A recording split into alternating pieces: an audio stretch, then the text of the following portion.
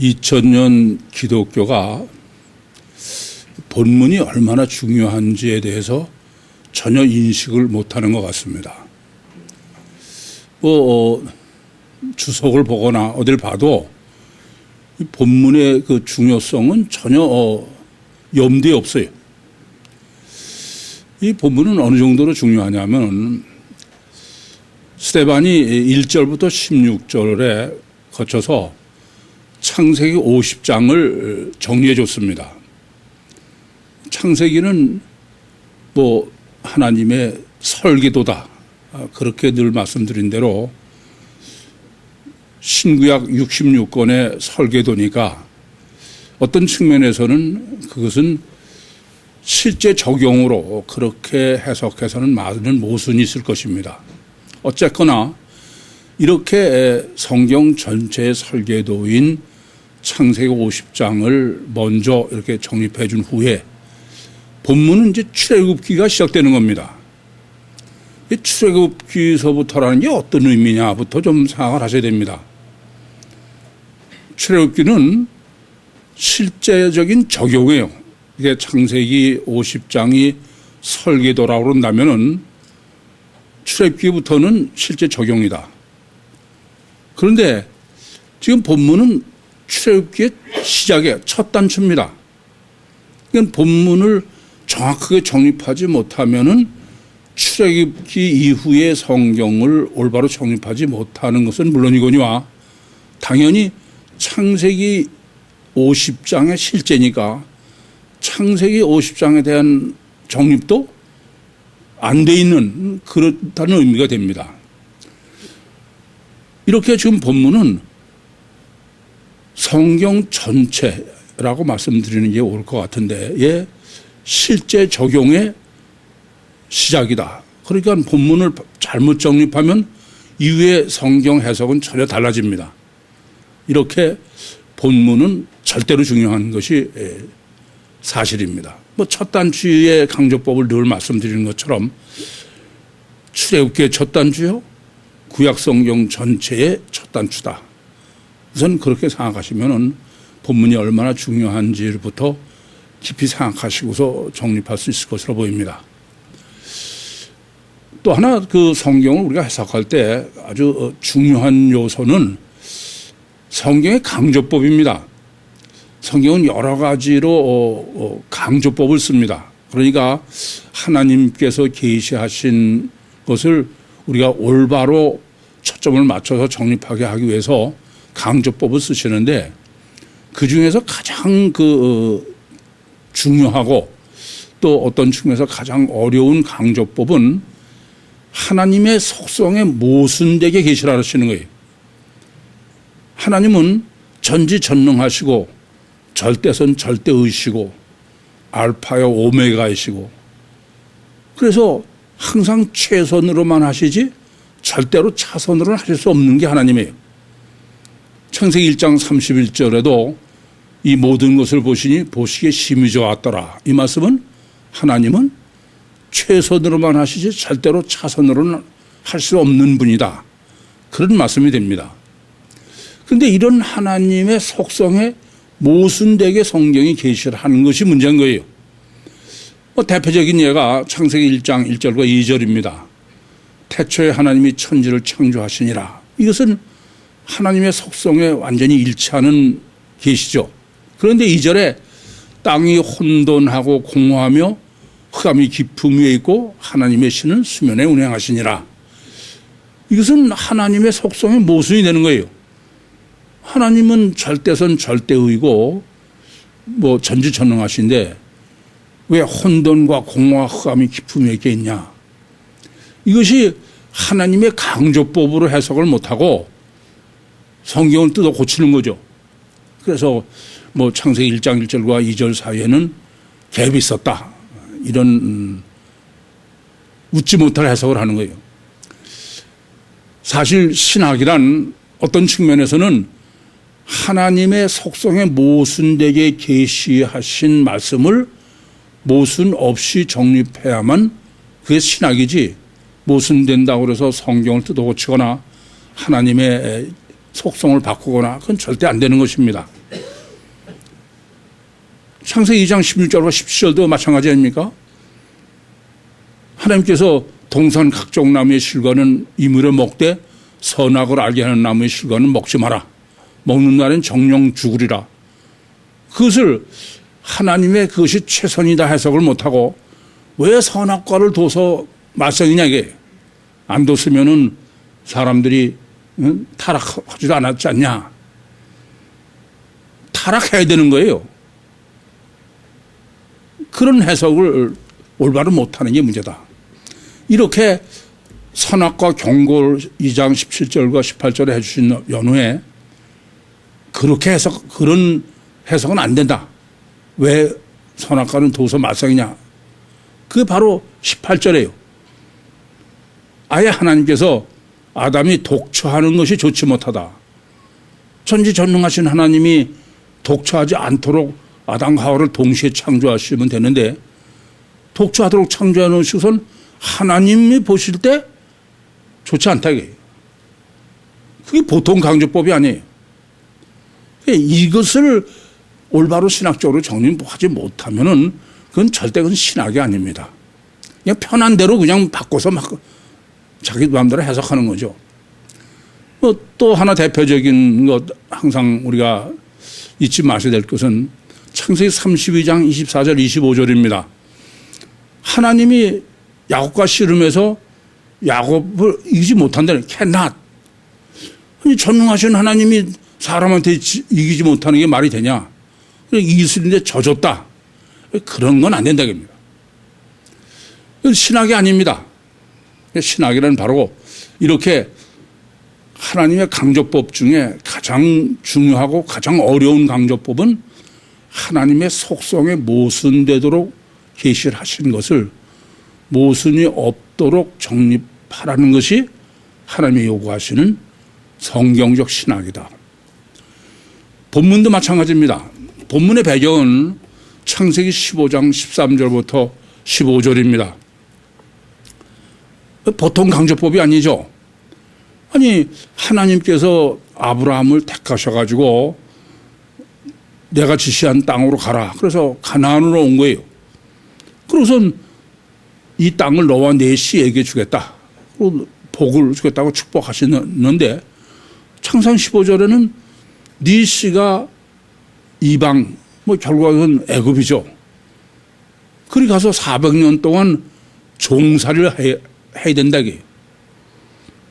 그런 년에 하나님께서 그 너희 종살이 한쪽을 심판하시고서 그러고선 가나안으로 도로 데려오시겠다.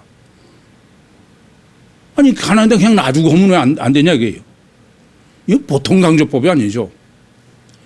이것을 정립하지 못하면은 그건 전혀 성경을 해석하는 게 아니다. 여러분 여쭤볼게요. 왜 하나님께서는 가나안에 그냥 놔두지 않고 그 하나님이 약속하시고 갈대아우르에서 불러내신 아브라함의 씨를 애굽에 가서 400년 동안 종살이하게 하셨을까요? 왜 그럴까요? 그 생각 안 하시면 그건 성경 전혀 해석하는 게 아니에요. 왜 그러세요? 왜?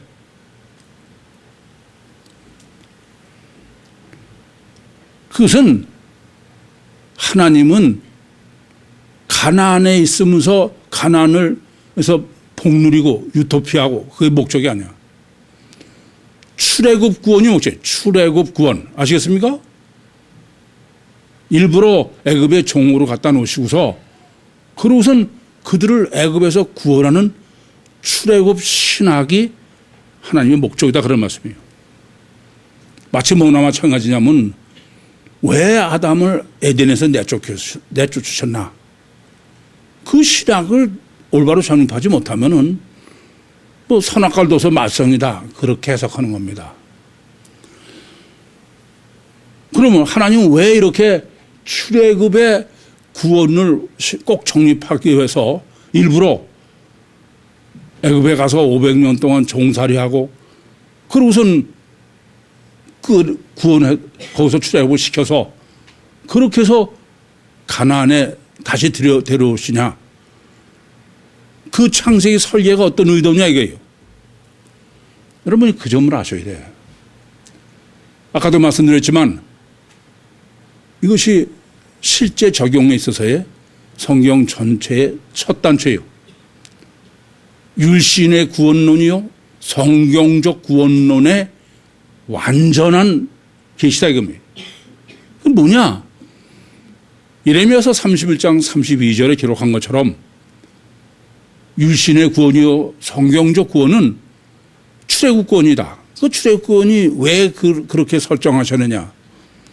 하나님이 직접 강림하셔서 직접 인간과 함께 하시고 직접 인간을 구원하시는, 예레미야서 31장 32절 말씀대로 내가 너의 열조의 손을 잡고 애굽에서 나왔다.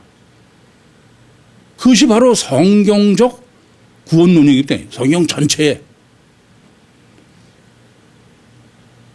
이렇게 창세기 15장 13절부터 16절에 신학이 전혀 적용되지 않으니까 무슨 예수 피로 죄 사함 받는 게 구원이고 이런 미친 소리를 하는 거예요. 그렇게 보시면은 바로 본문이 어느 정도로 중요하냐. 율신 구원론이요, 성경적 구원론의 완전한 법칙이에요. 성경 전체의 완전한 법칙이다. 그걸 정립해 주기 위해서 일부러 애굽에 종살이 시키시고 그 종살이된 이스라엘을 애굽에서 구해내시는 거예요. 여러분 한번 또 여쭤보겠습니다. 만약에 하나님께서 이스라엘을 애굽에 종살이 시키지 않으셨어요. 만약에 그러면은 성경이 있어요, 없어요? 여러분 이 점을 아셔야 돼. 성경은 가장 근본이 모세오경입니다. 뭐 어떤 게 모세오경이에요? 출애굽서부터 가나안 들어가기 전까지가 모세오경이야. 창세기 15장 13절부터 16절이 없으면은 모세오경은 없어요. 성경은 없다 그런 말입니다.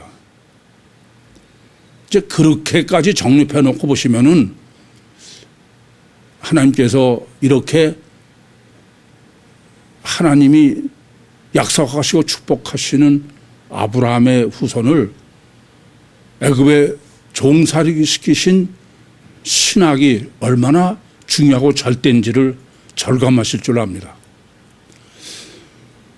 본문은 이 점을 하나님이 아브라함에게 약속하신 때가 이름에 이렇게 시작합니다. 그 말이 무슨 말이에요? 그 바로 창세기 15장 13절부터 16절이에요. 너희 씨가 애굽에 가서 400년 동안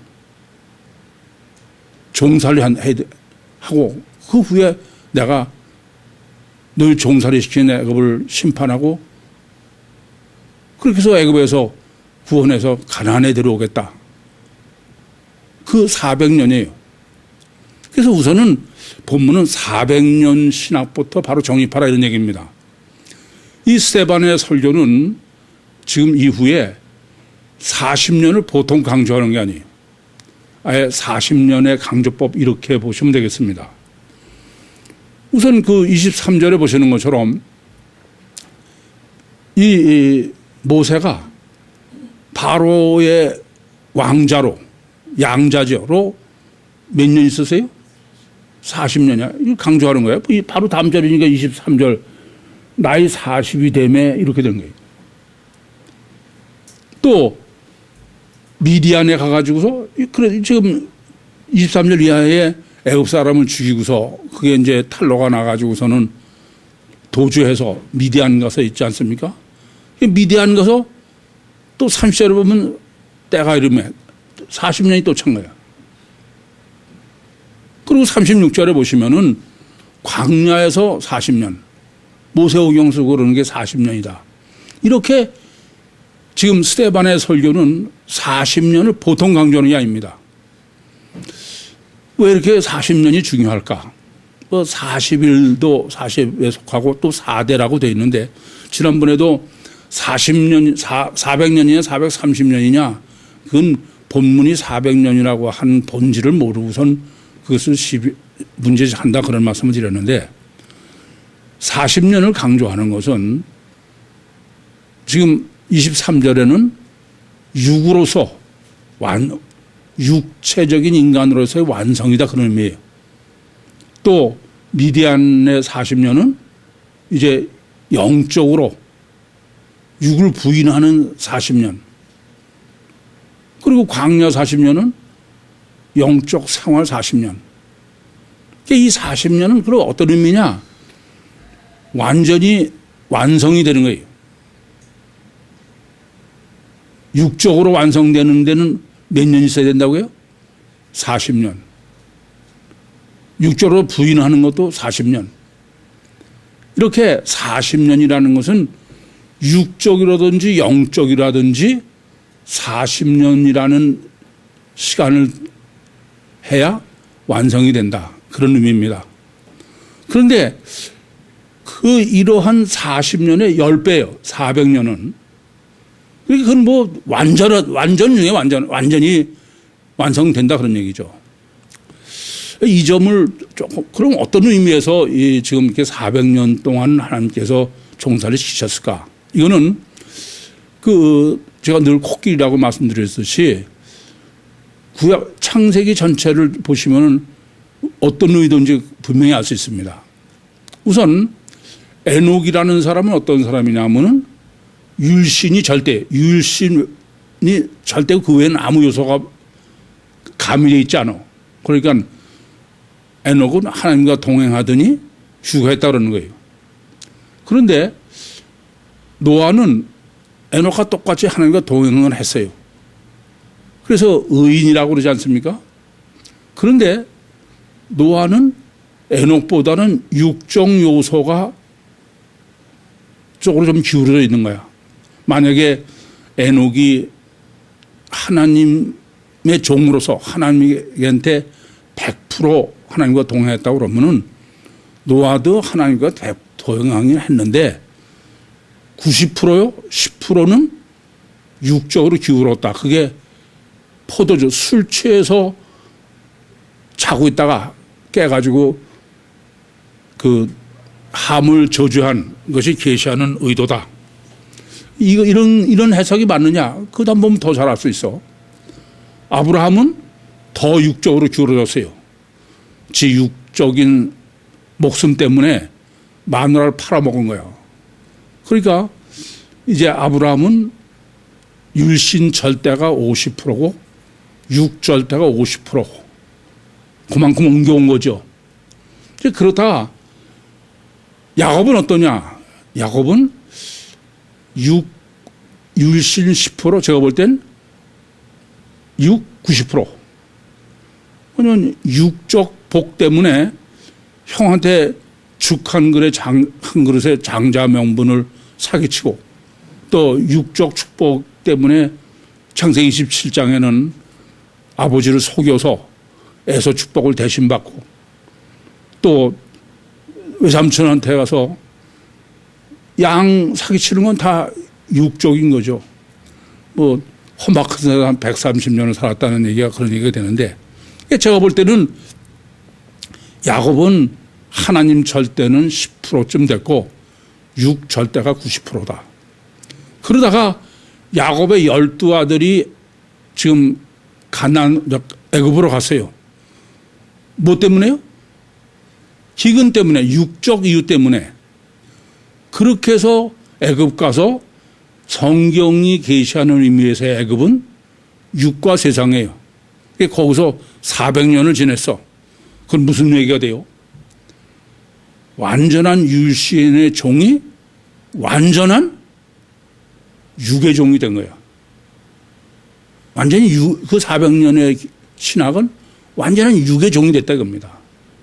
이해되십니까? 이게 지금 400년의 신학이다. 그러니까 애굽 종이 완전한 애굽 종이 됐다가 400년의 크로노스고 육의 완전한 종이 됐다. 그게 바로 400년 크로노스다. 그렇게 보면 지금 본문이 하나님께서 창세기 13장에 설정하신 400년은 인간은 육체 우선이 절대다 이거예요. 착하지 말라 이거예요. 그게 그냥 내버려 두고 있으면은 지가 무슨 육은 자기는 영적인 사람이라고 착각하는 거죠. 어쨌든 이렇게 지금 하나님께서 400년을 설정해 놓으신 것은 육이 절대다. 그걸 저는 육우선이다. 하나님은 관념으로는 절대고 실제는 없는 거예요. 이해되십니까? 그것을 지금 400년 설정으로 지금 정립해 주시는 것이다. 두 번째는 그런데 400년을 두 가지로 하시는 거예요. 하나는 애굽의 종이고 또 하나는 바로의 종이라는 거예요. 그러니까 이런 얘기가 돼요. 또 말씀드리지만 에녹은 하나님 100%, 노아는 하나님 90%, 600%, 아브라함은 50%, 50%, 야곱은 10%, 90%. 그것은 애굽으로 가서는 100% 6의 종. 그런데 이렇게 애굽의 종만 되는 게 아니라 바로의 종이 된다. 바로의 종. 본문은 바로의 신학을 정립하라 이겁니다. 그럼 본문이 계시하는 이 바로, 그러니까 완전한 바로의 종이 됐다 이거예요. 애굽의 종만이 아니라. 그 바로가 어떤 사람이냐? 설정이 어떻게 설정해 놓냐? 지금 우리 족속을 괴계라는 게 카타소피조입니다. 이건 뭐 이제 강의 시간에도 정립해 드리겠습니다만은 뭐 아예 결론을 말씀드리면 이건 괴계로 번역된 것처럼 마귀죠. 마귀의 실제다 이겁니다. 그게 바로 바로 왕은 보이지 않는 마귀의 실체를 설정해 놓으신 것이다. 그런 말이 됩니다. 그래서 지금 그 이스라엘의 애들을 없애는데 그 지금 아이라고 번역된 브레포스라는 단어는 영아예요, 영아. 조금이라도 커서 뭐 그런 게 아닙니다. 테크논으로 한 게 아니라 영아로 한 거예요. 그런데 그 영아를 실제로는 없애려고 그러는 거죠. 헤롯이 2살 이하로 애를 죽이려고 그러는 예수님 때문에 죽인 거나 똑같은 거예요. 그건 무슨 말이냐? 아니, 잘못하고 죽이고 그러려면은, 살해하려면은 기준이 뭐여야 돼요, 원칙이? 선하냐, 악하냐. 그렇죠? 근데 지금 이 바로는 선과 악의 기준이 아니라 뭐예요? 내 편이냐, 아니냐예요. 아시겠어요? 그게 바로 마귀다 이겁니다. 철저히 자기 중심이야, 이기적이에요. 저는 뭐 이 세상이 지금 편가르기 때문에 많은 참 고통을 겪고 있는데, 전 미국의 대통령이 트럼프가 되면서 트럼프는 뭐 철저하게 편가르는 거로 뭐 못할 없는 사람인데, 미국이라는 나라의 가치관을 놓고 보면은 이건 정말 이젠 누가복음 4장 6절 말씀처럼 마귀의 세상이고 종말이다, 그렇게 보여져요. 그건 선과 악의 기준이 아니야. 뭐 선하고 악은 상관없어. 내 편이냐 아니냐예요. 우리나라에 아주 유행하는 뭐예요? 내로남불이라는 얘기죠. 그건 사탄이지 그건 절대 아니다. 그런데 이 바로 새 왕은 요셉을 알지 못한다는 거예요. 분별입니다. 오이다야. 그 요셉은 사실은 요셉 자신이 아니죠. 하나님의 역사로 요셉이 애굽에서 총리를 한 거예요. 그러니까 하나님을 분별하지 못한다. 마귀라는 얘기를 철저하게.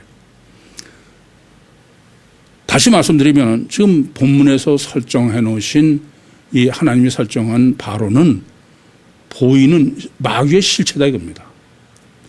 이제 그러놓고 보시면은 이래요. 40년, 400년 이 때가 찼다. 그 말씀은 바로 이스라엘 사람들은 애굽의 종, 즉 육과 세상의 종이면서 동시에 바로의 종이에요. 마귀의 종이다 이겁니다. 그게 뭐예요? 원죄야. 그러니까 육체 우선이면은 필연적으로 원죄는 짓게 돼 있어요. 아시겠습니까? 무슨 뭐 다른 거 없어. 그냥 육체가 절대면 마귀는 육체만 통해서 역사하니까. 그러니까 이런 얘기가 됩니다.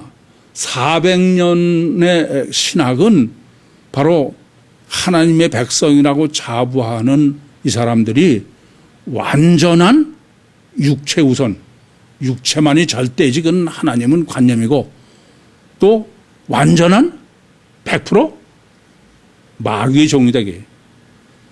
예외 없이 다 원죄를 범한 아담 후손이지 무슨 하나님의 백성이 아니다. 그게 지금 400년 설정의 가장 근본입니다.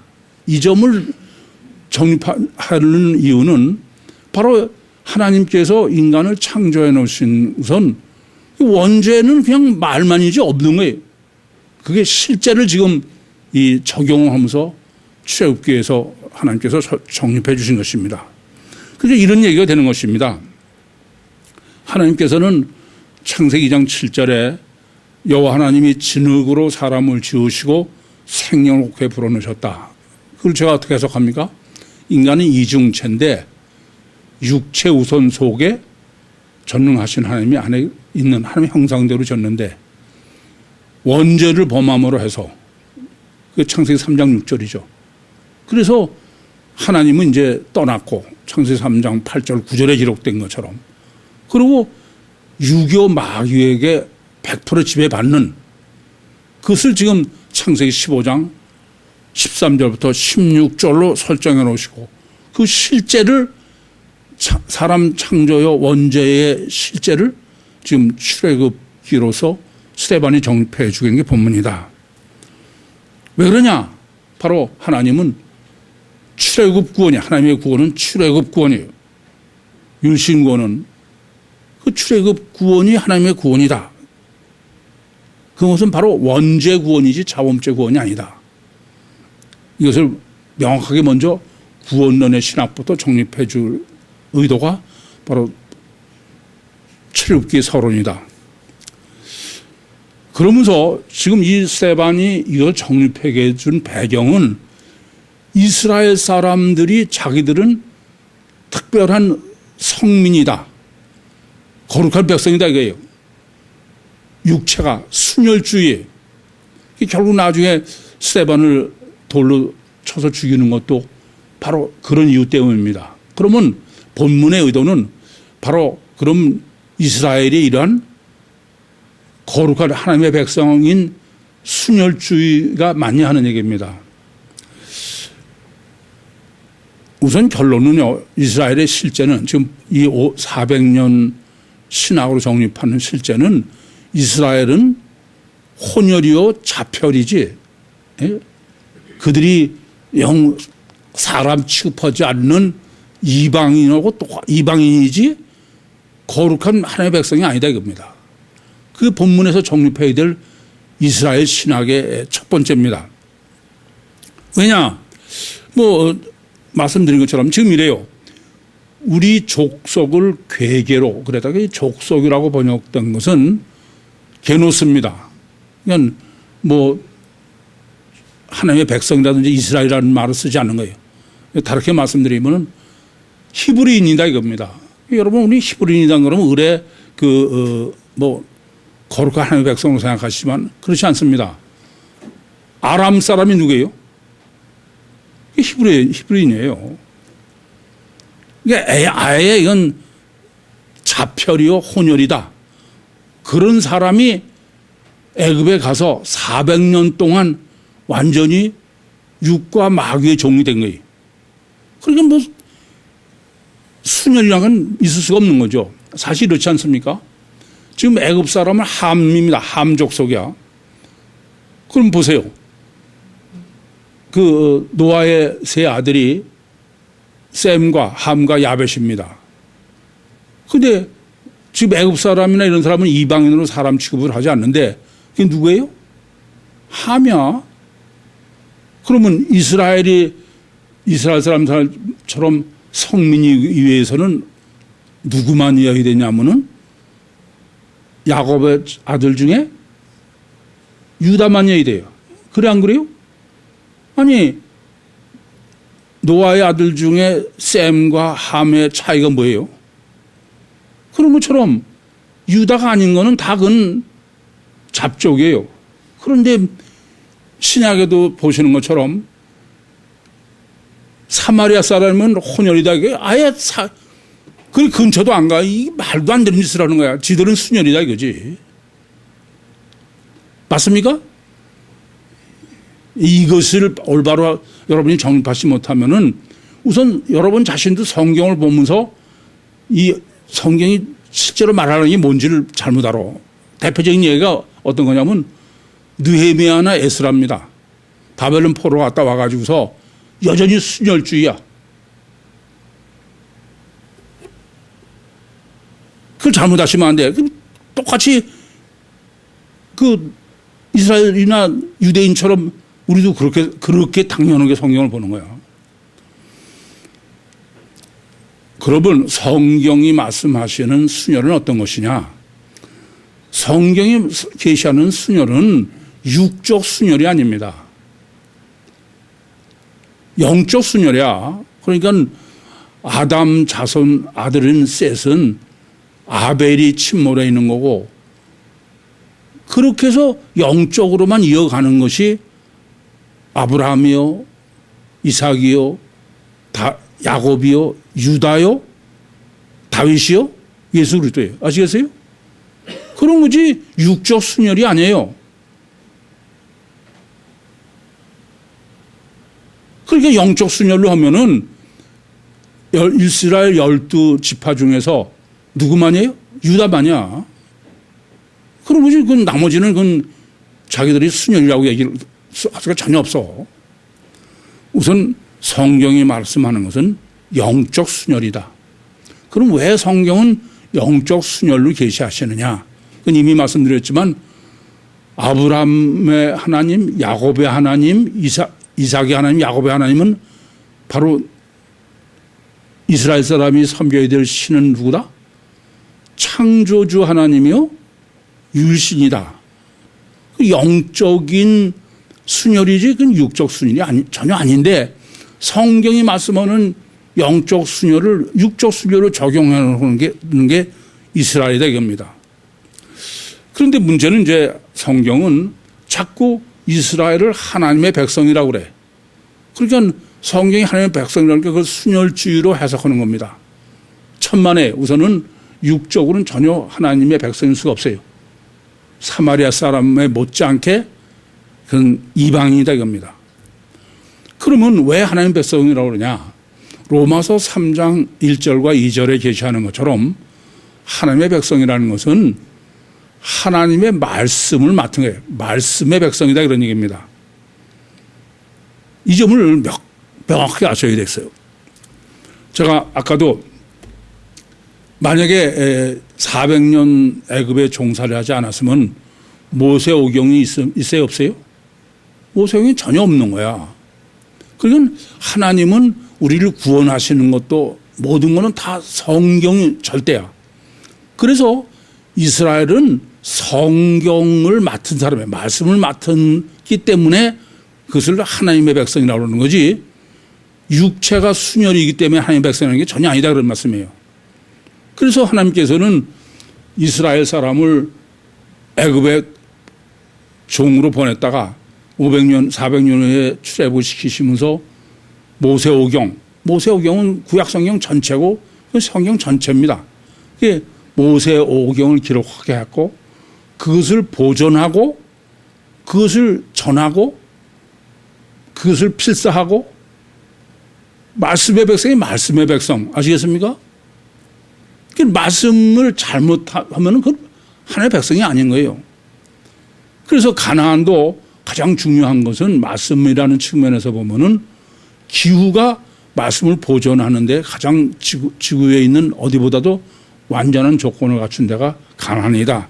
그렇게 해석해서 정리해 드렸습니다. 그래서 이스라엘 사람들은 철저하게 육적이요 율법적으로 하나님이 훈련을 시키셔. 그럼 왜 그래요?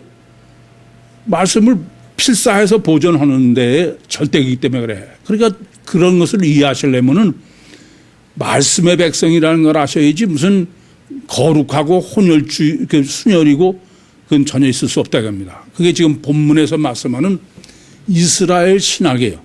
정리해 주고자 하는. 다시 말씀드리면은 하나님이 아브라함을 택하신 것만 보면은 그러면 우리는 순혈주의로 이해할 수 있는데 순혈이 아니라 자편이다. 혼혈이다. 그걸 아예 그냥 애굽에 400년에 갔다가 보낼 때 야곱의 12아들을 보내서 거기다가 플러스 400년 동안의 육의 종이요 바로의 종으로 만드심으로 해서 이스라엘은 절대로 순혈주의를 해석하면 안 된다. 그게 이스라엘 신학이다. 두 번째는 모세의 신학을 정립해야 돼요. 이 본문의 의도는. 그러니까 항상 성경을 해석하실 때 본문에서 뭘 정립하라고 하느냐 그걸 정확하게 먼저 생각하시고 하셔야 돼요. 앞에서 1절부터 16절에 스데반의 설교에서도 증거했듯이 이 이스라엘 사람들은 하나님보다 모세가 더 중요한 거야. 물론 아담 후손이고 보이는 게 절대니까 그렇죠. 금송아지를 만든 것에도 알 수 있는 것처럼. 그럼 왜 이렇게 모세가 절대냐 이게요. 그 점을 지금 본문에서는 모세 신학을 정립하라 이겁니다. 그럼 이스라엘 사람들은 왜 그래요? 모세를 순혈주의로 또 생각하는 거야. 과연 모세가 순혈주의의 해석이 가능하냐 하는 겁니다. 우선 모세는 어느 지파입니까? 네? 레위 지파예요. 그러니까 성경적으로는 만약에 그 순혈주의 같으면은 모세는 유다 지파여야 돼. 근데 레위 지파예요. 근데 그 레위 지파는 절대로 순혈로는 해석할 수 없도록 하나님께서 미리 설정해 놓으셨어. 이 점부터 아셔야 돼. 왜 그러냐? 창세기 49장에 보면 야곱이 12지파를 축복을 합니다. 그렇죠? 잘 아시죠? 그런데 첫 번째 아들은 루벤이에요. 근데 루벤은 무슨 죄를 범했어요? 서먹어 음행. 성경에서 가장 중하게 다루는 죄는 음행이에요. 그래 안 그래요? 그런데 루벤은 복을 받지는 못해. 그렇다고 해도 저주를 한 건 아니에요. 그러니까 네가 첫 아들이라 능력이 초등한데 네가 바로 그 애비의 침상을 더럽혔기 때문에 그 초등한 능력은 누리지 못한다. 거기까지야. 그런데 놀란 거는 49장 5절과 6절에는 레위를 저주합니다. 축복하는 게 아니라 아예 저주래. 아시겠어요? 12지파 중에서 유일하게 시므온과 레위를 저주합니다. 아예 저주래요. 이 점을 아셔야 돼요. 그러니까 무슨 말이냐? 레위는 잡종 중에도 완전히 잡종. 육체가 절대인 것은 가장 육체 절대. 아니, 마귀 절대, 원죄 절대. 그게 레위야.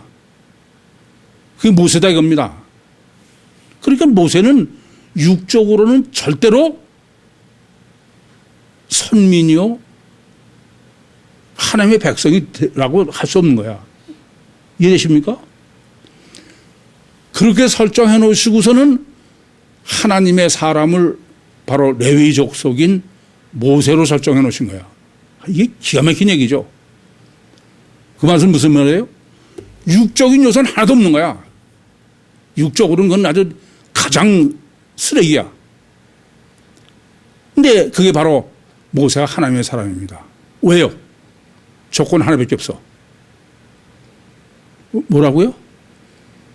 하나님 보시기에 아름답다 이겁니다. 이게 보통 중요한 게 아니야. 이 아름답다고 번역된 헬라 원문은 아스테이오스라는 단어인데 이건 성경 전체에 딱 2번밖에 안 써 있어요. 지금 본문에 바로 하나님이 보시기에 아름답다고 그럴 때 아스테이오스 한 번 써 있고 또 하나는 히브리서 11장 23절에 똑같이 이건 모세에만 적용됐어요. 그 부모가 모세를 놔놓고 보니까 아스테이오스라 석 달을 길렀다. 이게 똑같은 데만 쓴 거야. 그리고 이건 상당히 해석이 어려운 거예요. 강의 시간에 더 정립해 드리겠습니다만은 그러면 하나님은 이런 얘기죠. 육적 조건이 그런 거 하나도 없어. 딱 하나야 조건이. 선택하시는 조건이. 뭐예요? 아스테이오스야. 그럼 이 아스테이오스라는 게 어떤 거냐? 영어로 바란스예요.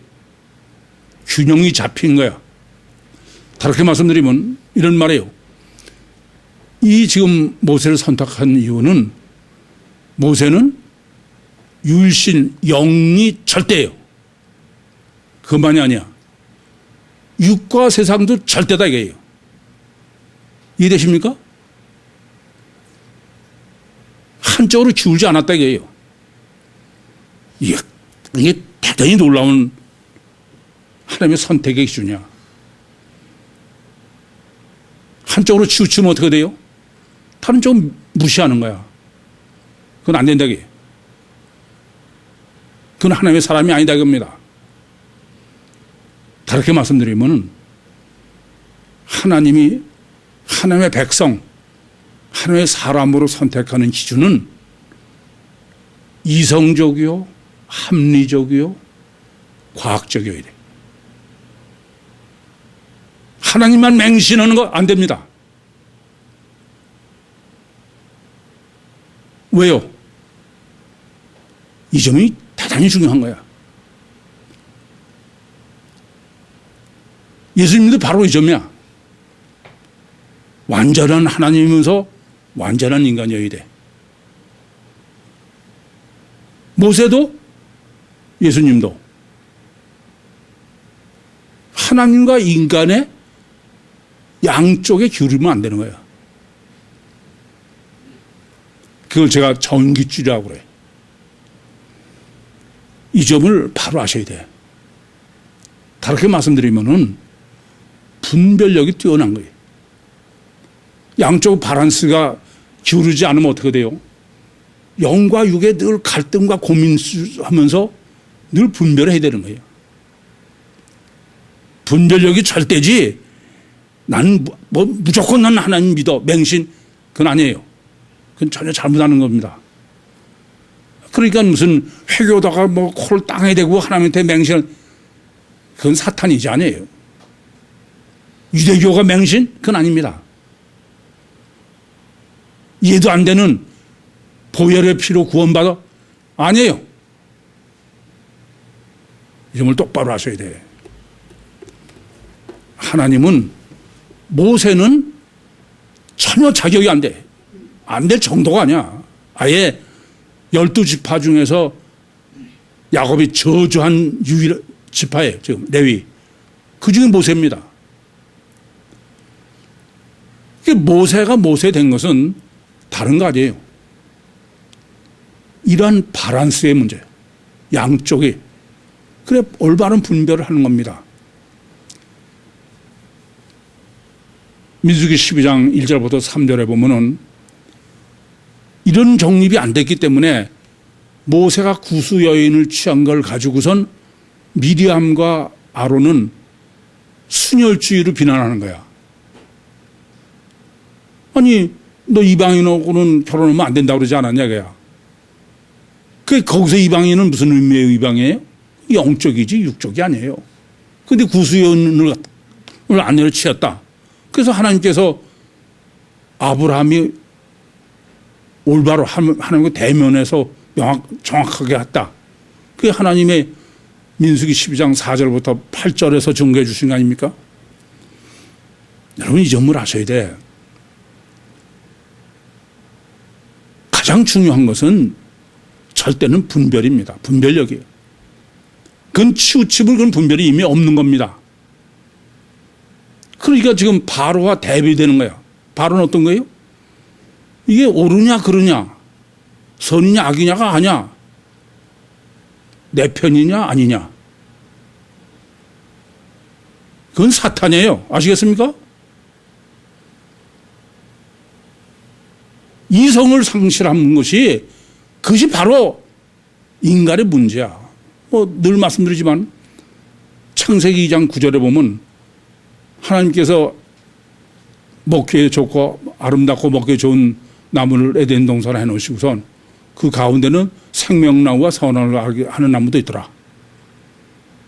생명이 있으려면 가장 절대는 선악을 분별하는 거다 그거예요. 그런데 선악과를 먹으면 죽는다. 근데 먹어서 분별력을 상실한 거야. 그게 문제다 이겁니다. 그러니까 하나님은 분별력의 기준으로만 하나님의 사람을 선택한다 그런 얘기입니다.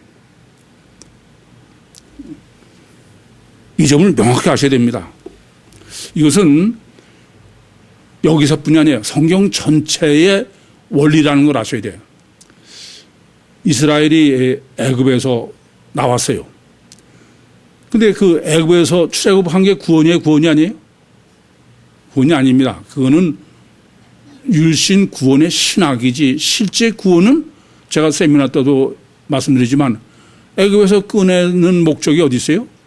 가나안에 들어가는 게 구원이지 애굽에서 나온 게 구원이 아니에요. 만약에 애굽에서 나오는 게 구원이면은 아니 애굽에서 나온 사람이 다 가나안에 들어가야 되잖아요. 다 죽잖아. 그건 율신 구원의 신학이지 그건 구원이 아니다 실제로. 그럼 실제 구원은 누구만 받습니까? 여호수아와 갈렙입니다. 이게 대단히 중요해. 갈렙은 지파가 어디예요? 유다 지파예요. 아시겠습니까? 그러니까 갈렙이 가나안에 들어갔다는 얘기는 영적인 순혈이 구원받았다. 영적인. 이해돼요? 무슨 말씀인지? 그런데 또 하나는 누구냐면 여호수아예요. 여호수아는 지파가 어디입니까? 에브라임이에요. 이게 굉장히 중요합니다. 왜 하나님은 다른 걸 안 하고 꼭 에브라임으로 했을까? 요셉의 아들로 했냐 이게요. 다른 사람은 엄마가 누군지 몰라. 그렇잖아요. 근데 요셉은 애미가 누구예요? 애굽의 제사장 딸이야. 마귀다 이겁니다. 아시겠습니까? 그 에브라임이 여호수아가 가나안에 들어가는 거야. 그러니까 영절대, 육절대 레야 구원 받는다 이겁니다. 이해되십니까? 그래서 남왕국은 유다 왕국이고 북왕국 이스라엘은 여로보암이 무슨 지파예요? 에브라임이야. 아시겠습니까? 대한민국도 마찬가지야. 남한은 유다 지파야. 구유복음이고 북한은 물질만 절대인 공산주의 아니에요. 에브라임 지파인 거예요. 이게 성경 전체 구조예요. 이것을 지금 이 출애굽기 서론에서 완벽히 정리해야 됩니다. 그런데 더 중요한 게 있습니다. 지금 본문 400년의 이 호크로노스 신학으로 정립하려고 하는 것은 영적인 건 아니에요. 영적인 것은 육체 우선이니까 육적만 되면 영은 저절로 돼 있는 거예요. 돼요. 분별이. 그러니까 육적인 것이 문제다 이겁니다. 육우선이니까. 육은 없어도 안 되고 육에 매여도 안 되는 거예요. 그것을 바로 모세의 육우선 신학으로 완벽하게 정립해 준 겁니다. 우선은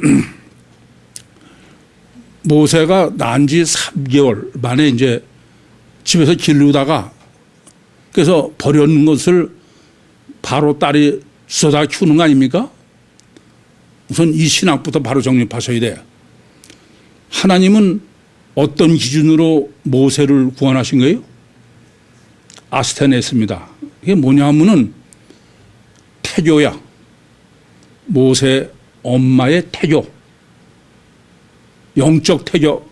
저는 본문 정립하면서 구유교의 목회는 완전하다고 생각해요.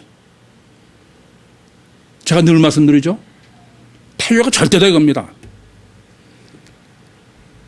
태교로 결론이 뭐였어요? 분별력이야. 아시겠어요? 아스테네스야.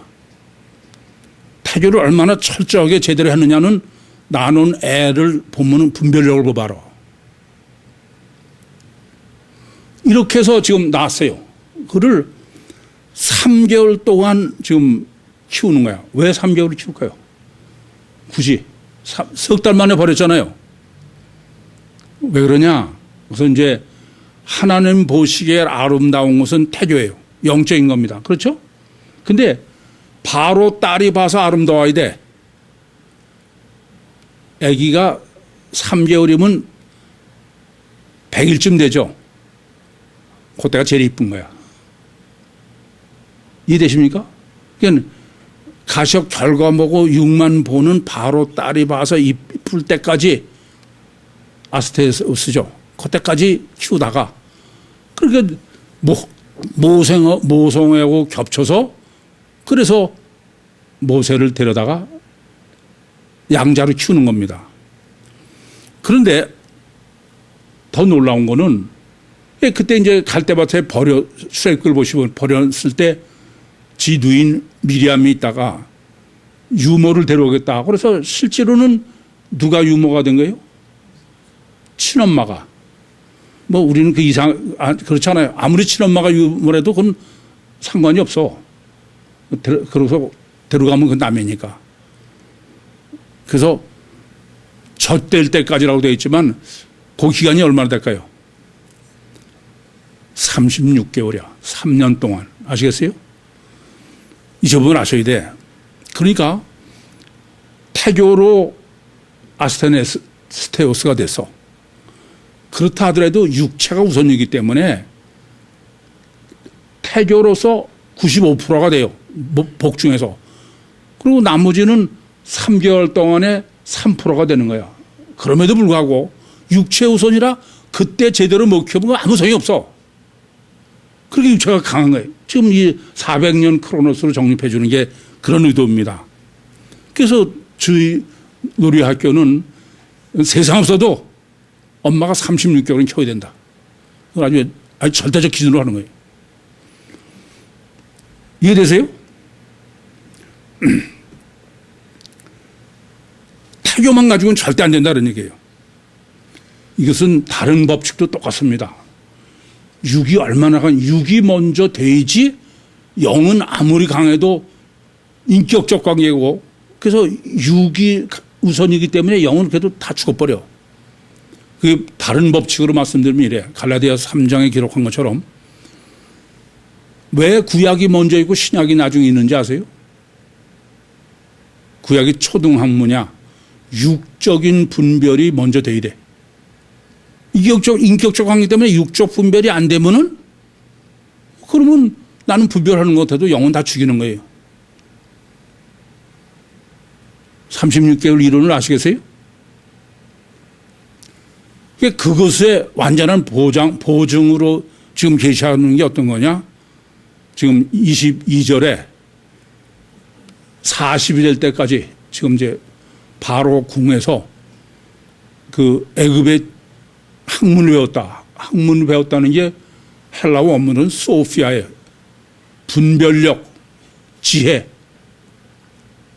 아무리 영적으로 그래도 육적으로 인격적으로 안 되면 그건 안 되는 거예요. 그래서 지혜를 40년 더 배워서 말과 행사가 능하다. 두나미스입니다. 능력이 됐다. 가치관이 확실해야 되는 거예요. 먼저 이 모태 신앙자들이 이건 굉장히 고민하셔야 됩니다. 그러니까 육체 우선이기 때문에 육이 제대로 안 되면은 그러면 그건 소용없어. 영은 다 인격적이니까 영은 죽어버리지. 그렇게 보면은 예수님도 먼저 제가 육을 위해서 사시는 거예요. 그걸 제가 누가복음 2장 52절에 보시면은 예수님께서 그 6월절에 예루살렘에 가셨다가 그래서 이제 잃어버렸다가 나중에 찾지 않습니까?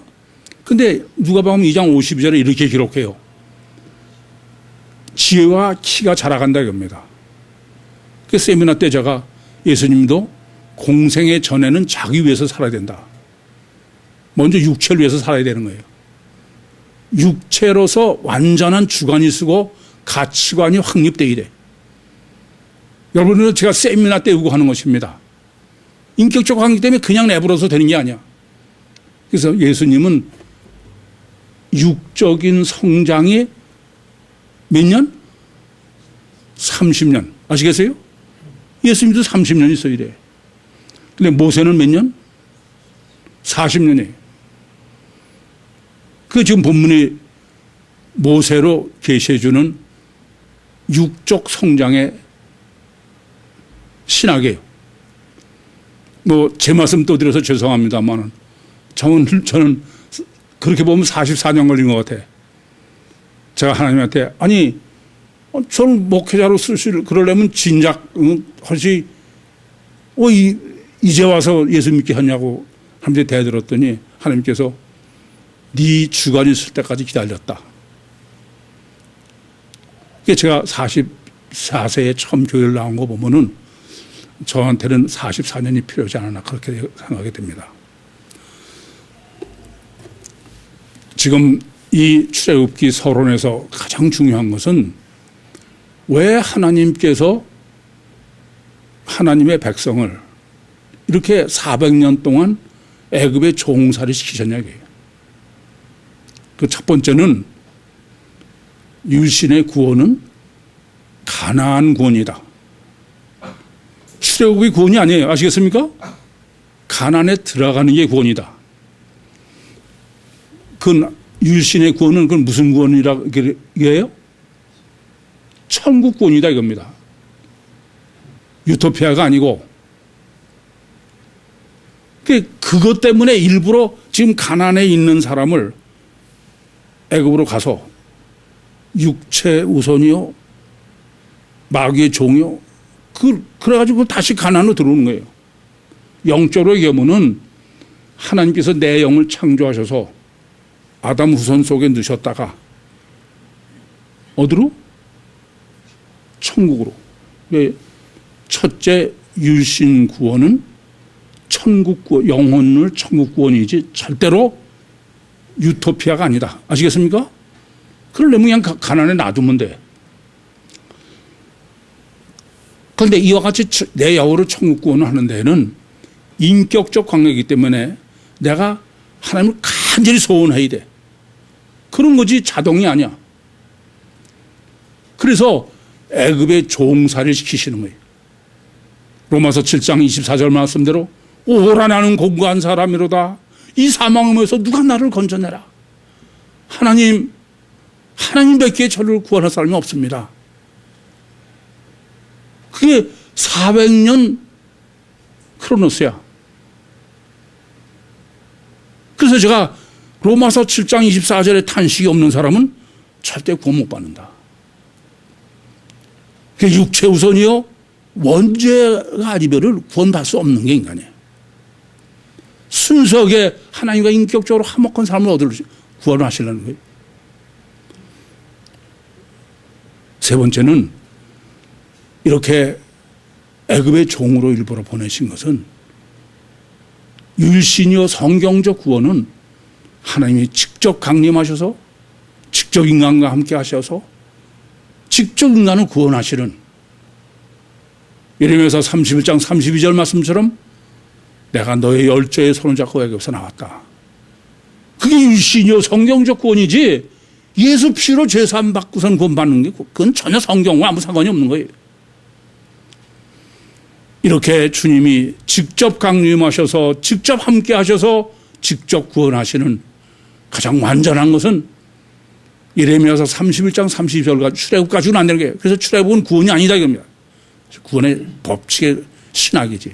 그것은 바로 예수 삼위일체로 주님이 요한복음 3장 10절 말씀처럼 이 땅에 친히 오셔서 보혜사 성령으로 우리 안에 임마누엘 하심으로 내가 완전한 하나님이 돼서 이 땅에서 하나님의 자녀로 세상에 감당할 수 없는 능력으로 살게 하실 뿐 아니라 하나님 자신으로 천국의 소유주가 돼서 주님과 함께 영원히 천국의 영광과 복락을 누리는 하나님의 구원론이 바로 출애굽의 서론이다. 종말 때에 이 하나님의 끔찍한 설계, 무려 400년 동안이나 하나님이 택하신 씨를 종으로 보내셔서 정립해 주시려는 구원론이다. 이 점을 종말 때 여러분 한 사람 한 사람한테 하나님이 이 은혜를 베푸시고 이 능력으로 구원하시기를 소원하시는 것이 하나님의 뜻입니다. 정말 택하심을 받은 사람답게 육이 아니여 영으로 구원받으셔서 이 땅에서도 주님의 능력으로 일과 세상을 승리하시고 천국에서도 주님 보좌 우편에 함께 앉으셔서 영원한 영광을 누리시는 우리 모두가 되기를 간절히 소원합니다. 기도하시겠습니다. 살아계신 아버지 하나님, 은혜와 사랑을 감사합니다. 여기까지 말씀하시고 인도하시고 역사하신 주님, 하오나 저의 연약함을 저보다 더 잘 아시겠사오니 마지막 은혜와 능력을 더해 주셔서 종말 때 택하신 하나님의 소원대로 귀한 천하보다 귀한 영혼들 한 사람도 낙오됨이 없이 주님의 영광이 되게 해 주시옵소서. 예수님의 이름으로 기도하옵나이다. 아멘.